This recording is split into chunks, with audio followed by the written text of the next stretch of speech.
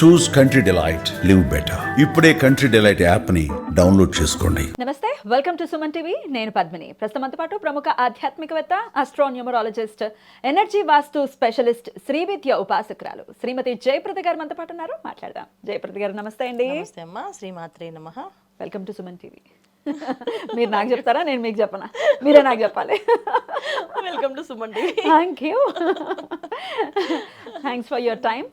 ముందుగా మీకు దేవీ నవరాత్రుల శుభాకాంక్షలు. థ్యాంక్ యూ అమ్మా.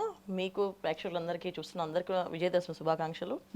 ఈ నవరాత్రులు చాలా చక్కగా ఆనందంగా జరుపుకోవాలని కోరుకుంటూ మనస్ఫూర్తిగా ఎలా చేసుకోవచ్చో విధి విధానాలు మాట్లాడుకుందాం. తప్పకుండా 9 రోజులు కూడా సపరేట్గా ఎలా చేయొచ్చనే 9 వీడియోస్ మనం అందిస్తే ఉపయుక్తంగా ఉంటుంది మన వాళ్ళకి అనేది నా భావన. మరి మొదటి రోజు అంటే ఒక్కొక్క ఆచారంలో ఒక్కొక్కలాగా చేసుకుంటూ ఉంటారు.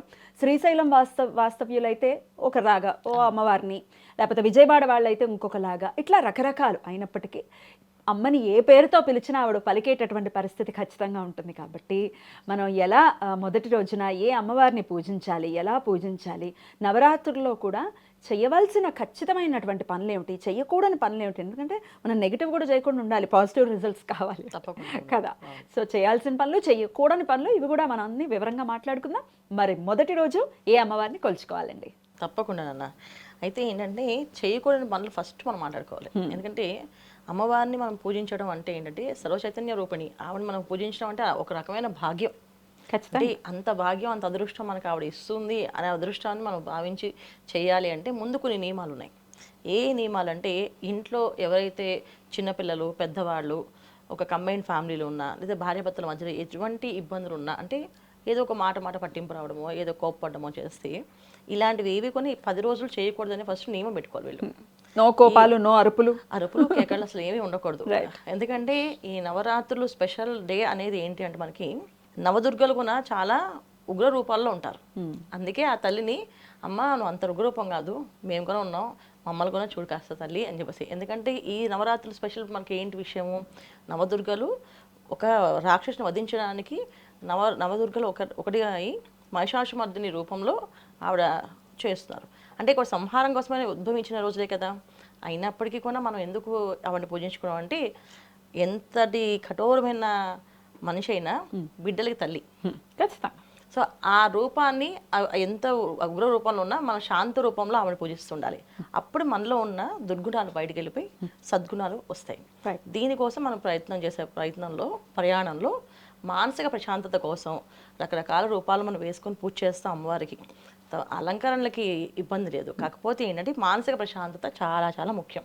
ఈ మానసిక ప్రశాంతత అనేది ఏంటి అంటే, ఎటువంటి ఇబ్బందులు ఉన్నా దాన్ని సమయత్వంగా మనం ఈ 10 రోజులు నేను పట్టించుకోకూడదు, నాకు మొత్తం అమ్మవారి మీద ధ్యాస పెట్టుకోవాలి, నేను అమ్మవారిని పూజించుకోవాలి.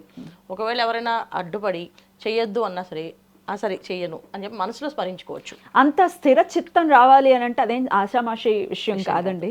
ఎందుకంటే చిన్న విషయానికి కూడా కదిలిపోతుంటారు కొంతమంది. అయితే కొంచెం ఈ కర్కాటకానికి రిలేటెడ్ ఉన్న వాళ్ళైతే, ఏమైనా చంద్రుడితో ఏమైనా ఇబ్బంది పడే వాళ్ళైతే అలా చాలా ఫాస్ట్గా కదిలిపోతుంటారు. ఎట్లా మరి అంత దృఢ నిశ్చయంతో అమ్మవారిని ఎలా కొలవచ్చు?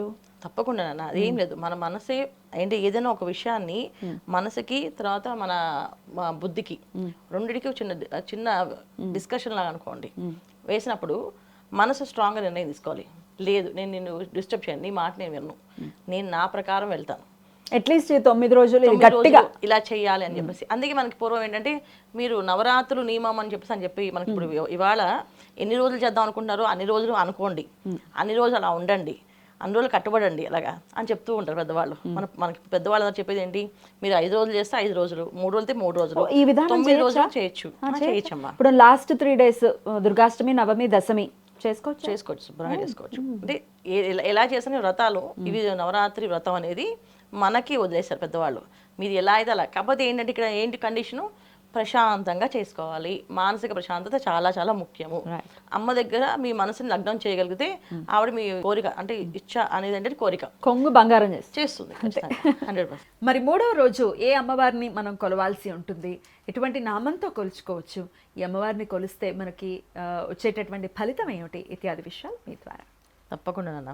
అన్నపూర్ణాదేవి 3వ రోజు అలంకరణ. అన్నపూర్ణాదేవిని కొలవడం అంటే ఏంటంటే, సాక్షాత్తు పరమేశ్వరికి భిక్ష ఇచ్చిన ఆవిడ.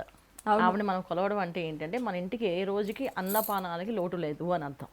అందుకని ఈవిడ ఎంత ప్రశాంతంగా కొలవాలి అంటే ఆ రోజు అన్నము ఎక్కువగా వండడము, ఎక్కువ ప్రసాదంగా చేసి అందరికీ ఇవ్వడం. పూజ అంటే మనం దేవుడి రూమ్లో పెట్టే ప్రసాదాలే కాదు, ఆ రోజు ఎంత అన్నదానం చేస్తున్నాము, ఎంతమందికి ప్రసాద విస్తరణ చేస్తున్నాము అనేది చాలా ముఖ్యం. అన్నపూర్ణాదేవి దగ్గర పూజ పొద్దున్నే లేచి చక్కగా స్నానం ఆచరించి పూజ మొదలుపెట్టి పూజ చేసుకుని నైవేద్యం పెట్టి అమ్మవారికి పూర్వం అయితే ఒక గంగాళం ఉండేవాళ్ళంట. గంగాళం అంటే సుమారుగా మనకి గంగాళంలో ఉడికే బియ్యం ఒక 25 కిలోల నుంచి 30 కిలోలు గంగాళం అంట. సో అలా గంగాళంతో గంగాళలు ఉండి ఆ అన్నపూర్ణాదేవి దగ్గర అమ్మవారి దగ్గర రాసి పోసి నైవేద్యం పెట్టేవారు. పెట్టి ఆ రోజంతా మొత్తం ఊరంతా సాయంత్రానికి మొత్తం ఒక మెతుక్కుని ఉండేది కదంట. అంటే ఆవిడ అనుగ్రహం వస్తే అలా వచ్చి తినేవాళ్ళంట. అంటే పూర్వం రోజుల్లో అంత వైభవంగా జరిగితే ఇప్పుడు ఈ రోజుల్లో మనకు ఉండే పరిస్థితుల్లో మనం ఉండే అపార్ట్మెంట్లో ఇంత చేయలేము అని అనుకుంటే ఎంతో కొంత చేసి 1 కిలో పైనే చేయండి. అన్నపూర్ణ అమ్మవారి అనుగ్రహం కోసం కిలో పైనే చేసి ఆ రోజు ప్రసాదం అందరికీ పంచిపెట్టడం. ఇవి కుదిరితే ఇంట్లో భోజనాలు పెట్టడం, కుదిరితే ఇంట్లో లలితా సహస్రనామ పారాయణ చేయించుకొని అందరికీ భోజనాలు విస్తరణ చేయించి చక్కగా అలంకరణ చేసి పూజ చేస్తే ఆవిడ మనకి ఇచ్చే విషయంలో ఏ రోజుకి మనకి ఏది కోరిక ఉందో ఆ కోరిక తీరుస్తుంది. ఎందుకంటే మనం ఎంతమంది ఏ రోజు పొద్దున్న లేచి ఎవరు ఎలా కష్టపడినా ఎలా తిరిగినా తినేది కడుపు కింద అన్నం అంతే. ఆ అన్నం కోసమే అన్ని పాటలు పడేది, కోటి విద్యలు కూటి కొరకే. సో ఇన్ని పనులు చేసే దానికోసమే కనుక ఈరోజు అమ్మవారిని ఎక్కువగా అమ్మవారిని తలుచుకుంటూ అన్నపూర్ణాదేవి నమః అనుకుంటూ వంట మొదలు ప్రారంభం చేసి ఆ వంటలో మీరు ఆ రోజు నైవేద్యం పెట్టిన తర్వాత మీరు భోజనం చేయండి. మీరు వండిన వంటేనా ఇది అని అనుకుంటారు. అంత మాధుర్యంగా ఉంటుంది, అంత చక్కగా ఉంటుంది.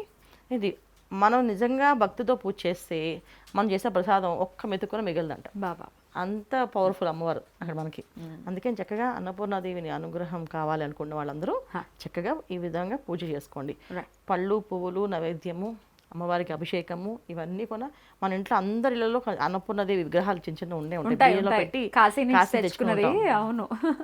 సో ఆ రోజు చక్కగా అమ్మవారిని తీసుకొచ్చి ఒక ప్లేట్లో పెట్టి అమ్మవారు పంచామృతంతో అభిషేకం చేసి అలంకరణ చేసి వస్త్రాలు ఉంటే వస్త్రాలు పెట్టి అమ్మవారి దగ్గర పుష్పాలతో పూజ చేసి చక్కగా అన్నదానాన్ని చేయడం అనేది చాలా చాలా ముఖ్యం.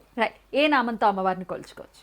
ఓం ఐం హ్రీం శ్రీం అన్నపూర్ణాదేవియే నమః అనే మంత్రం చేసుకుంటూ అన్నపూర్ణాదేవియే నమః అనుకుంటూ కూడా వంట మొత్తం చేస్తూ నైవేద్యం చేస్తూ ఇవన్నీ చేయలేమండి, నాకు శక్తి లేదు, ఓపిక లేదు. కూర్చొని అమ్మవారికి నేను నైవేద్యం పెడతాను మానసికంగా కుర్చీలోనే కూర్చొని ఆవిడ ఈ మంత్రం చేస్తూ నైవేద్యం పెడుతున్నా, అందరికీ పంచుతున్నా, అందరికీ ఇస్తున్నా అని చెప్పి ఈ సూక్ష్మ శరీరంతో ఏవైతే చేస్తున్నాం అని చెప్పి అన్ని మనసులో అనుకుని చేస్తే కూడా పుణ్యం వస్తుంది. అంతే కదా, భావనా మాత్ర సంతుష్టి ఆవిడ. ఖచ్చితంగా ఆవిడని అలా అనుకున్నా మనం ఆవిడకి చేస్తున్నట్టు మనం అనుకున్నా షీఈ్ హ్యాపీ. అలా మనకు కావాల్సినవి అన్నీ ఇస్తారు. కాకపోతే ఇది ఎవరికి చేయలేని వాళ్ళకి, చేయలేని పరిస్థితుల్లో ఉండగలిగిన వాళ్ళకి, అంటే నాకు అసలు అది చేసే సహకరించడానికి ఇంట్లో కానీ బయట కానీ అవకాశాలు లేని వాళ్ళకి మాత్రం ఇది. అంతేగాని నాకు అన్నీ ఉన్నా సరే ఇలా కళ్ళు మూసుకా అంటే నా శరీరం ఆత్మ వెళ్ళిపోయింది దర్శనం చేసుకుంటుంది అన్నీ చేసేసుకుంది అంటే అది కాదు. చేసేవాడు విధానం ఓపిక ఉన్న వాళ్ళు అమ్మవారి దగ్గర చక్కగా చేయాలి. ఎందుకంటే తల్లి కదా ఆవిడ, తల్లి దగ్గర ఏ విషయాలైనా మనం వేసామంటే తల్లి ఏం చేస్తే ఫస్ట్ 2 పీకి నేర్పిస్తుంది. అవును అవును. సో అందుకని ఆవిడ అమ్మలాగా చూడాలి.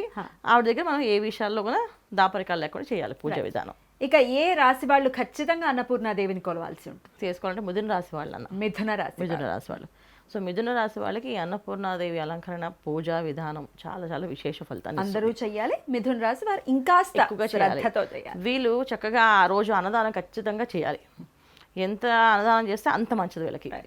గ్రహస్థితి గ్రహాచారం కూడా ప్రస్తుతం గోచారం ఇచ్చుకొని వీళ్ళకి కొంచెం ఇబ్బంది ఉంది కనుక అమ్మవారి ఆరాధన పూజా విధానం ఆ రోజు వస్త్రదానం అన్నదానం చాలా విశేష ఫలితాన్ని ఇస్తుంది. చాలా చక్కగా వివరించారండి. ఇక నెక్స్ట్ వీడియోలో 4వ రోజు అమ్మవారిని ఏ రూపంలో కొలుచుకోవచ్చు అనేది నెక్స్ట్ వీడియోలో తెలుసుకుందాం. Thank you so very much అండి. నమస్తే. నమస్తే అమ్మా. శ్రీమాత్రే నమః.